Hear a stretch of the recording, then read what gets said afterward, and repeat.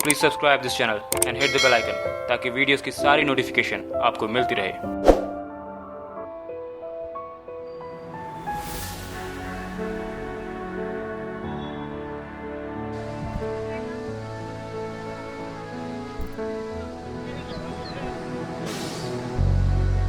तो welcome to बेगूर और ये है पंचलिंग नागेश्वर टेम्पल। बेहद खूबसूरत। एक्चुअली मैं बेंगलोर में हूँ, तो बेगूर जो है बेंगलोर में ही पड़ता है। तो यशवंतपुर से आपको यहाँ आना पड़ेगा लगभग 17 किलोमीटर और लगभग 1.5 से 2 घंटा लग जाएगा, क्योंकि यशवंतपुर से बेगूर जो है आपको 2 से 3 बस चेंज करनी पड़ेगी। स्पेशली डायरेक्ट जो है आपको बस नहीं मिलती। तो ये जो टेम्पल है ये तकरीबन 1200 वर्ष पहले का है और कहते हैं कि बेंगलोर का ये सबसे पुराना टेम्पल है। खासकर गंग वंश के जो शासक थे उन्होंने यहाँ बनवाया।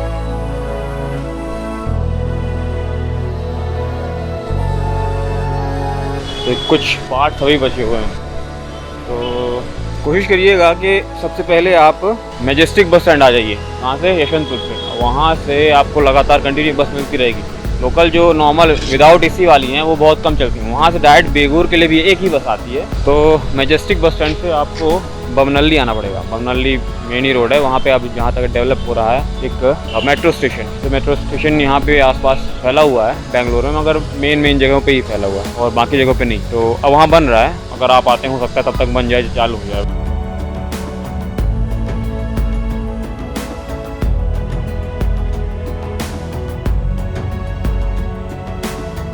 और ये कुछ पुराने अवशेष।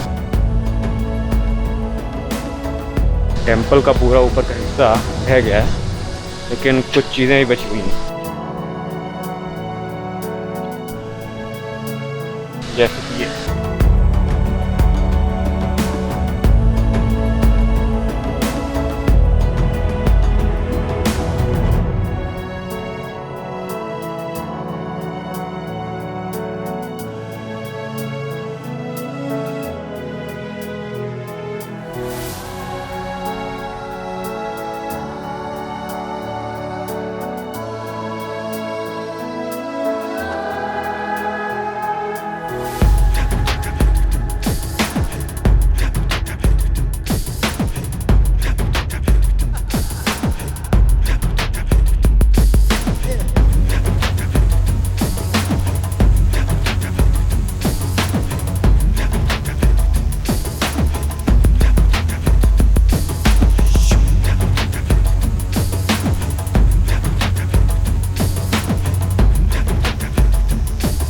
गोपुरम यह दिख रहा है, एक ये गोपुरम है और एक वो गोपुरम। यहाँ पे भी लगता है कोई एक और गोपुरम बनाने की कोशिश की जा रही है। जैसे कि द्रविड़ मंदिर शैली जो होती है उसमें गोपुरम होते हैं 1 2 3, मतलब गेट। तो एक्चुअली में इसे गेट माना जाता है, मगर ये गेट होते नहीं है, वो होते हैं विमान। तो जिसमें भगवान बैठते हैं और यहाँ पे लैंड करते हैं, और लैंड करने के बाद फिर वो अपने गर्भगृह होता है मंदिर का, उसमें आके फिर वो बैठ जाते हैं, वहाँ फिर पूजा पाठ होती है। तो ये गोपुरम एक्चुअली गेट माना जाता है, मगर होता एक्चुअली में विमान है। यहाँ पे कुछ बन रहा है, शायद एक और गोपुरम, क्योंकि गोपुरम अगर नियम के हिसाब से देखा जाए तो 4 गोपुरम होते हैं, 4 गेट होते हैं, चारों दिशाओं में अलग अलग। और ये रहा तो बना रहे हैं। डिज़ाइन तो चालू है, मगर आज की मशीनें भी जो हाथ से जो कारीगरी की जाती है उसको मैच अभी नहीं करती। सुंदर सुंदर।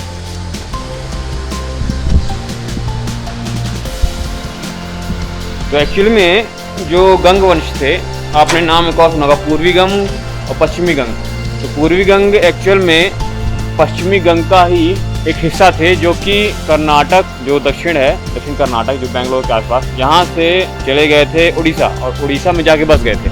तो उड़ीसा में वो कहलाए पूर्वी गंग, और यहाँ पे जो थे वो पश्चिमी गंग। तो पश्चिमी गंग ज़्यादा पुराने हैं। पश्चिमी गंग 350 साल पहले से लेकर 1000 वर्ष तक थे, तो 350 ईयर्स टू 1000 ईयर्स। और उन्होंने यहाँ पे शासन किया था। एक समय में जब उन्होंने यहाँ पे अपने राजवंश की स्थापना की, तो यहाँ पे चोल और पांड्य वंश के आक्रमण हुआ करते थे, तो उनके बीच कॉन्फ्लिक्ट हुआ। खैर आज बरसात का मौसम हो रहा है। अच्छी बात ये है पूरे टूर में बादल ही बादल किया था, तो कोई खास परेशानी होती नहीं थी। तो इसको पंचलिंग नागेश्वर इसलिए बोलते हैं। टोटल यहाँ पे 5 शिवलिंग हैं। ये रहा मंदिर का मेन गेट, और ये रहा मेन मंदिर, और इसी के अंदर गर्भगृह है, और यहाँ पे एक स्तंभ है।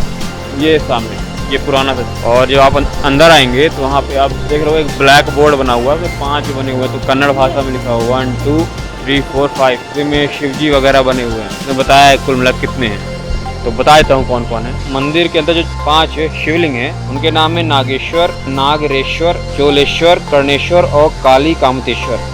यानी एक नागेश्वर है, एक नागरेश्वर है, चोलेश्वर, कर्णेश्वर और काली कामतेश्वर, इसलिए से पंच शिवलिंग नागेश्वर टेम्पल बोलते हैं। तो बात आती है कि इतने छोटे से बेहद खूबसूरत है, लेकिन मंदिर में आने की वजह क्या थी? बेशक बहुत सारे ऐसे मंदिर थे जो 1500-2000 साल पुराने मंदिर भी मैंने रिकॉर्ड किए थे। एक्चुअल में यहाँ का कारण ये था कि बेंगलोर का एक्चुअली में नाम इसी मंदिर के हिसाब से पड़ा। वो इसलिए क्योंकि जिस वक्त इस मंदिर का निर्माण हो रहा था, यहाँ पे गंग वंश का शासन चल रहा था, जैसे कि मैंने आपको पहले बताया था। तो गंग वंश और चोलों के बीच युद्ध हुआ करता था। तो जब युद्ध हुआ करता था तो यहाँ ये मंदिर उपस्थित था, और जब युद्ध हुआ करता तो इस युद्ध का नाम बेंगलोर युद्ध कहलाता था, जो कि चोल और गंग वंश के बीच हुआ करता था। तो बेंगलोर नाम सबसे पहले यहीं पे प्रयुक्त हुआ था। तो यहाँ पे कई सारे इंस्क्रिप्शन मिले हैं जिसमें बेंगलोर वॉर यानी बेंगलोर का युद्ध के विषय में जानकारी मिलती है। तो अब मुझे लगी है पेल के भूख, क्योंकि सुबह से कुछ नहीं खाया। अब बज रहे हैं 12।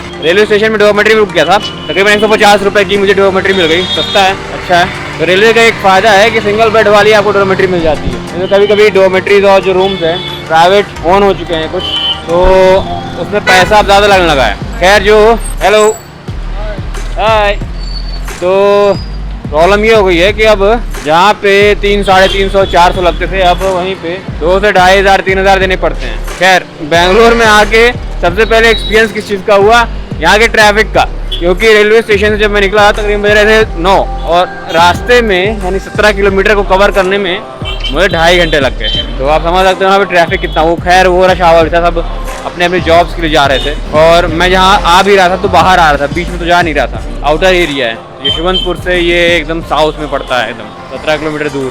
तो देखते हैं यहाँ पे आसपास कुछ मिल जाए। तो ये है सिटी के अंदर ही, मगर थोड़ा टाउन लग, ज़्यादा कुछ खास डेवलप नहीं लगता। बहुत बड़ी बड़ी बिल्डिंगें हुई यहाँ पे, सब्जी भाजी वगैरह किनारे किनारे मिल रही। यहाँ से मुश्किल से आधा किलोमीटर की दूरी पे एक स्थान है जिसे बेगूर फोर्ट बोलते हैं। एक बहुत बड़ा टीला है, काफ़ी बड़ा टीला है। वहाँ पे अब कुछ खास बचा नहीं है, लेकिन आप मैप में देखेंगे तो बेगूर फोर्ट आपको दिख जाएगा। वहाँ पे कुछ स्ट्रक्चर बचे हैं, 4-5 पिलर बचे हुए हैं पुराने ज़माने के, फोर्ट के हैं एक्चुअली वो पिलर्स। तो अगर आप वहाँ जाना चाहते हैं तो जा सकते हैं, मगर वहाँ पे कुछ खास आपको मिलेगा है नहीं। बेशक वो 1200-1300 साल पुरानी जगह है, लेकिन उतनी संरक्षित रही नहीं है। हो सकता है कुछ आने वाले वर्षों में वो ख़त्म भी हो जाए। तो अगर वहाँ जाना चाहते हैं तो जा सकते हैं।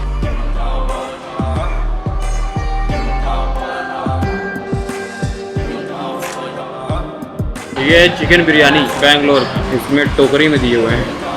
अच्छा है, खा के देखिए टेस्ट कैसा है। अच्छा दिख रहा है, देख लो ध्यान से। ये एक प्रकार का पेयजल है, इसको रसम बोलते हैं यहाँ पे, और इसमें अदरक, लहसुन, तेज पत्ता वगैरह वगैरह डालते हैं और चाय की तरह सर्व करते हैं। जैसे एक कप देकर ना छोटा, इसमें कॉफ़ी दी जाती है। मैंने कॉफ़ी एक्चुअली मांगी तो उन्होंने रसम दे दी। ये रसम आप पी के देखिए, ट्राई करके देखो। पी के देख रहा हूँ।